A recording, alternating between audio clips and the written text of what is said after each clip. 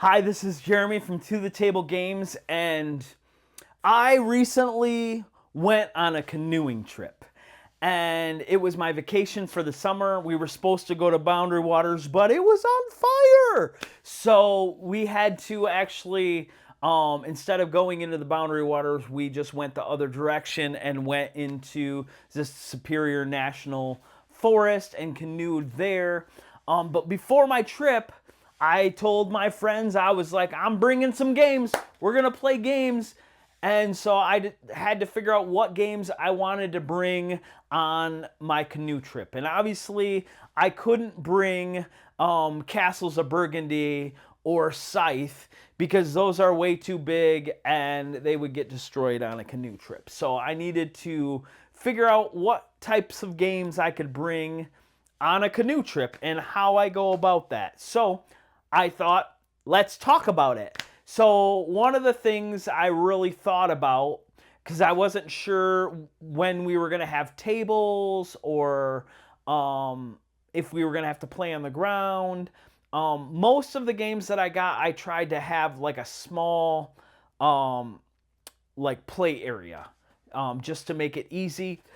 Simple games, I tried to go with pretty simple games, and I wanted to be able to keep them dry, and that was important. So, one of the things I did to help keep them dry is I put all of them in freezer bags, and so I put each game in a freezer bag, and then I put each game in a gallon-sized freezer bag. So, but that was one of the things I did to help keep the games dry. I also took all of the card games that I brought and just put hair ties around them.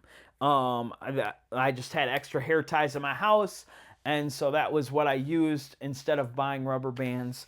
So that those worked great. So, what games did I bring on this trip? Well, the first and the obvious is I just brought a waterproof deck of cards, and then obviously just to make sure it didn't, fall out of the case, I just put a hair tie around it. And I'm from Michigan, so we play a lot of euchre in Michigan. So this made it so we could play euchre. So yeah, a deck of cards, but you can play a lot of games with a deck of cards and waterproof. You don't even have to worry about them getting ruined. So that is the first game that was easy. I was like, I need a deck of cards. So now then I had talked about this in another video, but a high tide. I did not bring the box, but it comes in a little bag. So I just threw this bag into a Ziploc bag, and everything for the game is right here. And it's super simple. And besides the bag that could get wet, everything else is wood, and then there's some glass beads, and that's it. So that was an easy game, 2-player abstract game. I definitely got to play this one on the trip, and that was super fun. And so yeah, high tide, great game for taking camping or canoeing, as long as you have them in a Ziploc bag. All right, so what is next? I brought Jungo. Jungo's a great game. It's just a small deck of cards in this box. So, yep, I just took this deck of cards, just like I said before, and I just put everything, put a hair tie around it. I did throw the rule book in the Ziploc bag as well, just to make sure, depending on player count, what cards I needed. I probably could have guessed on that. But Jungo, great game, simple, went over really well. And one of the things I did, and actually when I believe when we were playing Jungo, at the campsite we were at, we didn't have a table. We did have some buckets, 5-gallon buckets, and we took one of our sleeping mats and just folded it in half and put it on the bucket. And it totally worked well to throw the cards on. It was like a little table. It was perfect. So that's one way to make a little makeshift table. Same publisher, Trio. Another thing, small deck. This is even a smaller deck of cards. Super simple, and a great little game. And it's kind of a trick-taking game. Or no, Jungle's a trick-taking game. This is like a little memory game, and you're just trying to get 3 of the same cards. Very small footprint trio. Great game for camping.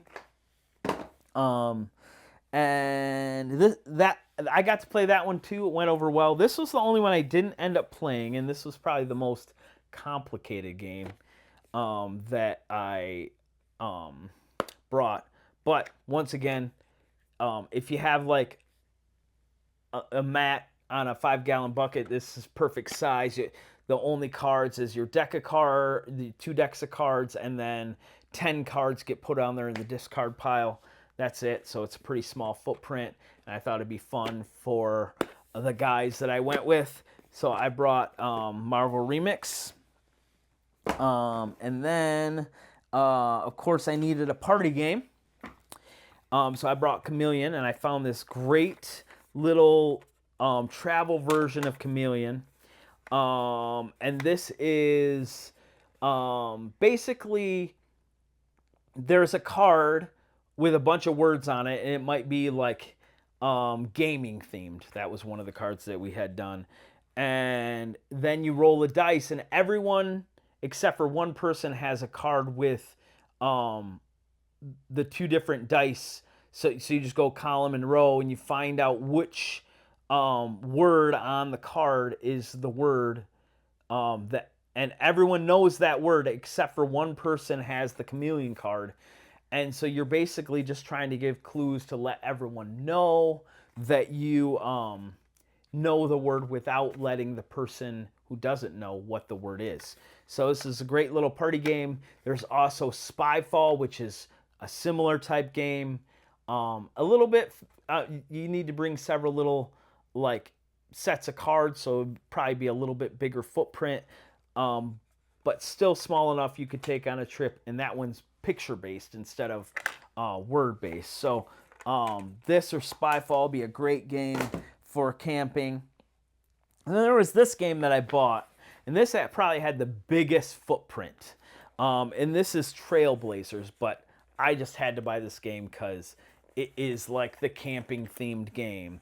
And so it comes in this little case. It's got a little carabiner, which is super cool. And you can buy a bigger version of this game, but you wouldn't want to take that camping. But everything fits in this little case, and it's pretty simple. You're just making hiking trails and biking trails and kayaking trails, and you're trying to loop those trails back to the site. So the camp, or where the trails start off on. So so there's a card for the biking trails, there's a card for the kayaking trails, and there's a card for the hiking trails, and you're trying to loop them back to that card. So fun, simple, but each person is making their trails, and so you would have to either have a picnic table or something like that, which one of our campsites did. But this would be a great little game to take hiking or camping. It's small and super light. So yeah, Trailblazers, fun little game. And the last game that I brought, and definitely the most popular, and it claims to be the greatest card game of all time. And to be honest, it goes over so well with every group I do, and that might be true. And I don't have my Flip 7 box anymore because I put both decks in the Flip 7 with a Vengeance box. But I just took Flip 7 because I didn't want to have the spicier version of Flip 7 that I would be teaching to new people. So, but Flip 7, great game. It's one deck of cards and then whatever cards you're putting out in front of you. But Flip 7, awesome. Just put a hair tie around it, put it in a Ziploc bag. It was a great game to take camping. And it was fun to share some games with some guys that don't play board games. And I think these went over really well. And I didn't have any problems with any games getting wet. Obviously, I had a fancy pack that, was airtight if it fell in the water. Not that my pack ever fell in the water, but yeah, it was fun to do that little experiment and see what games I can bring and see what works and what doesn't work.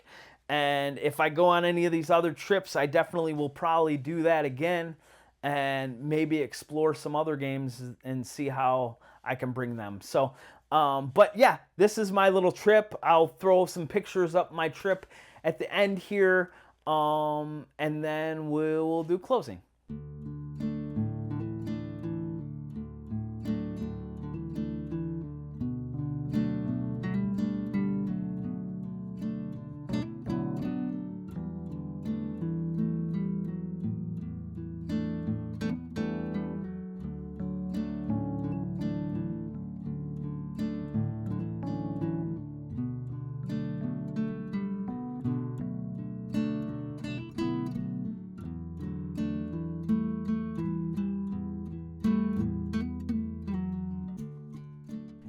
So, if you like this video about my adventure camping and canoeing with some board games, subscribe to this channel and hit the little bell for notifications, and please like this video, and I will see you on the next video. Bye.